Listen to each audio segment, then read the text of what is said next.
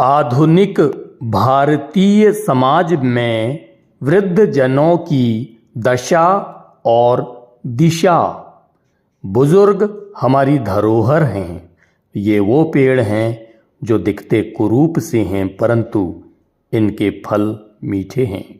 आज आधुनिक भारतीय समाज में वृद्धजनों की दशा बेहद चिंतनीय है।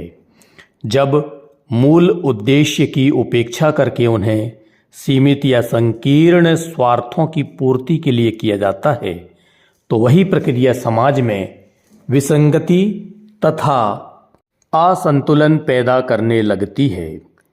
इस विडंबना का त्रासदपूर्ण उपसंहार आज के मौजूदा समाज में प्रायः देखने को मिल जाता है।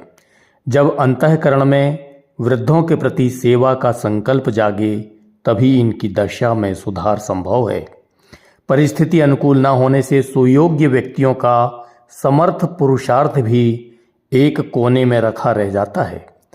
मनुष्य एक सामाजिक प्राणी है। उसकी प्रगति, शांति और सुरक्षा सामाजिक सुव्यवस्था पर निर्भर है। वैयक्तिक स्वार्थों की बजाय मानवतावादी आदर्शों की रक्षा के लिए तथा सामाजिक सुव्यवस्था के लिए समुचित योगदान करना चाहिए तथा अनीति व अव्यवस्था को रोकना चाहिए। वृद्धजनों के प्रति उपेक्षापूर्ण रवैये को हटाने के लिए पूरा प्रयत्न किया जाना चाहिए।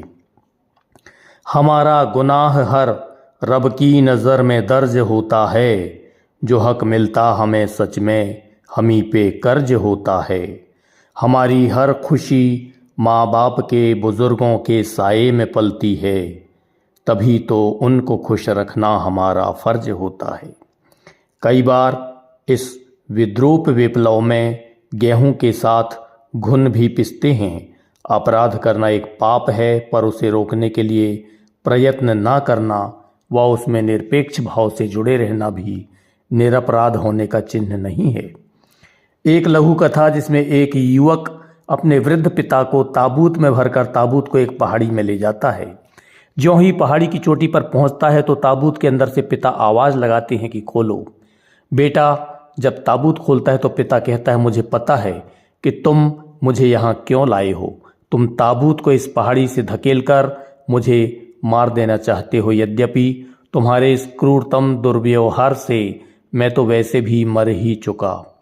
तुम मुझे बिना ताबूत के धकेल दो और इस ताबूत को घर ले जाओ, ये तुम्हारे बेटे के काम आएगा। इस संदर्भ में इन पंक्तियों को उद्धृत करना प्रासंगिक होगा। बात इस हद से गुजर जाए बुरा लगता है, बाप गर बेटे से डर जाए बुरा लगता है। संवेदन शून्य होते इस समाज में वृद्धजन अभिशप्त जीवन जीने को विवश हैं। एक और लघु कथा इस प्रकार है कि एक अधिकारी का अंधा पिता उसके ऑफिस में मिलने जाता है, तो वह अधिकारी चपरासी से कहता है कि यह फटे हाल अंधा व्यक्ति मेरा पिता नहीं है। वह अंधा बाहर जाता है और ऑफिस के ही सामने एक वाहन से टकरा जाता है। उसे देखने भीड़ एकत्र हो जाती है। वह अधिकारी भी देखने जाता है। उस मृत व्यक्ति की मुट्ठी में एक कागज़ था जिस पर लिखा था, तुम्हारे बचपन में तमाम डॉक्टरों ने कह दिया था कि तुम्हारी आंखें कभी ठीक ना होंगी, तो मैंने अपनी दोनों आंखें तुम्हें दान कर दी थीं। तुमने दुनिया को तो देख लिया, परंतु मुझे नहीं पहचान पाए। मैक्सिम गोर्की से लेकर प्रेमचंद तक और मुनव्वर राणा से लेकर चेतन भगत तक सभी ने बुजुर्गों की अजमत पर लिखने की कोशिश की, पर इसे शब्दों में अभिव्यक्त करना सहज नहीं है। फटी चटाई में रातें गुजार लेती थी, मगर फलक से दुआएं उतार लेती थी।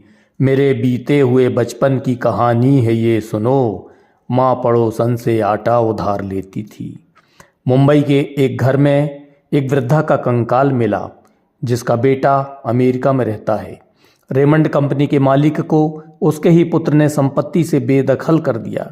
ऐसी कई विभीषिकापूर्ण विडंबनाएं हैं जो घरों से लेकर वृद्धाश्रम तक देखने सुनने को मिल रही हैं।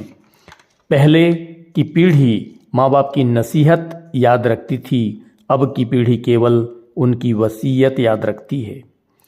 नश्तर इलाहाबादी का शेर कि प्यार भरा हर रिश्ता नाता भूल गए, शहर में जाकर गांव का रास्ता भूल गए, दुनिया की सारी फितरत याद रही, अपनी बूढ़ी माँ का चश्मा भूल गए।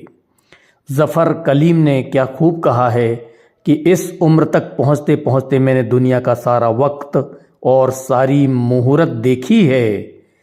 इस उम्र में चश्मा पहन के मैं कौन सा नया मुहूर्त देख लेती। मेरी तो ख्वाहिश है कि चश्मा पहन के अपने प्यारे बेटे की सूरत देख लेती। अपने काम से काम, अपने मतलब से मतलब रखने की नीति भोली भाली मालूम पड़ती है, पर वस्तुतः बड़ी ही संकीर्ण, ओछी और असामाजिक है। प्रकृति प्रकोपों से लेकर मानवीय विभीषिकाओं के पीछे एक बड़ा कारण यह भी है कि जनसाधारण को नियंता के रोष का ध्यान बना रहे।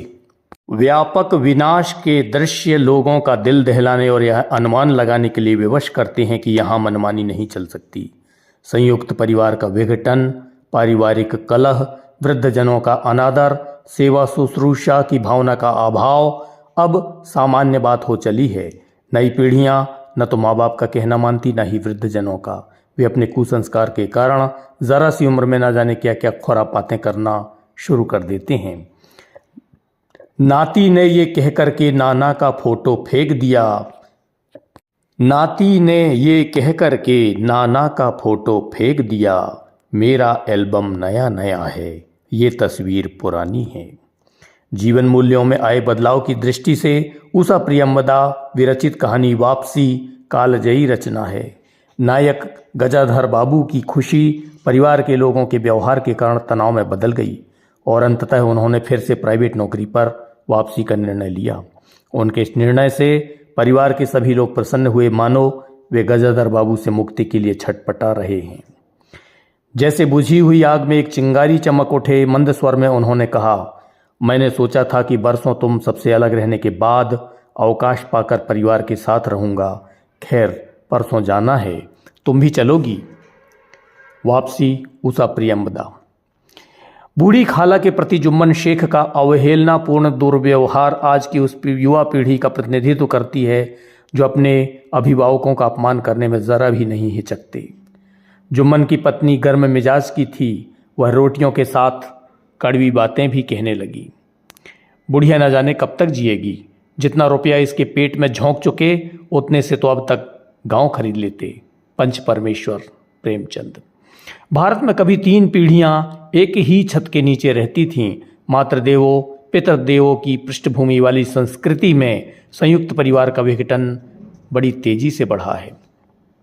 नगरीकरण, औद्योगिकरण, दूषित खान पान, प्रदर्शन व दिखावे की दुर्भावना, विकृत रहन सहन के दुष्परिणाम स्वरूप एकल परिवार का प्रचलन, दुर्व्यसन, स्वार्थ, व्यस्त जीवन शैली, आर्थिक तंगी, महंगाई, बेरोजगारी, अपराधीकरण, वृद्ध माँ बाप को वृद्धाश्रम में छोड़ देने की कुप्रवृत्ति, कृषि के प्रति आरुचि, शहरों की ओर पलायन आदि कई ऐसे कारण हैं।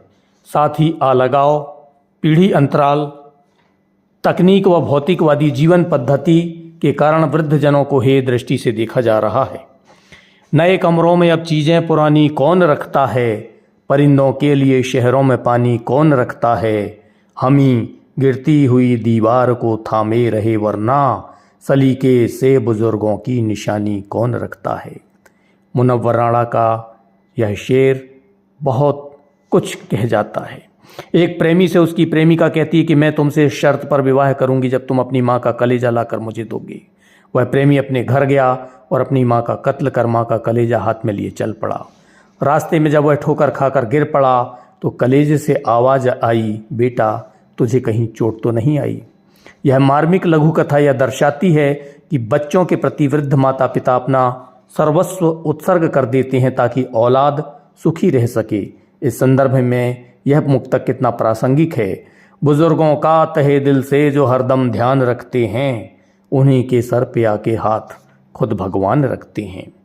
मोहब्बत, फूल, खुशियाँ और दुआएं पोटली भर के हम अपने साथ यारों बस यही सामान रखते हैं। वृद्धजन अपने परिजनों के प्रति कितना त्याग करते हैं और आज की पीढ़ी उनके प्रति अवहेलना व उपेक्षा का दुर्भाव रखती है। इस विडंबना का चित्रण इन पंक्तियों में बखूबी हुआ है। माँ की दुआ कभी खाली नहीं जाती, यह बात भगवान से भी टाली नहीं जाती। बर्तन मांजकर पाल लेती है 4 बेटों को माँ, पर 4 बेटों से एक माँ पाली नहीं जाती, पर 4 बेटों से एक माँ पाली नहीं जाती।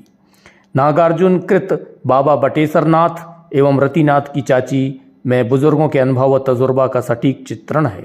उपेंद्रनाथ अश्क रचित एकांकी सूखी डाली में तथा भीष्म साहिनी कृत चीप की दावत, प्रेमचंद कृत बूढ़ी काकी, उषा प्रियंवदा कृत वापसी इत्यादि कहानियों में वृद्ध जनों के प्रति नव पीढ़ी के उपेक्षापूर्ण व्यवहार का मार्मिक चित्रण है।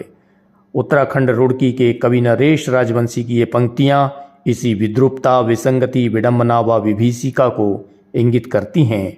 अब तो बड़ा मुश्किल आगे का सफ़र लगता है, क्या कयामत है औलाद से डर लगता है।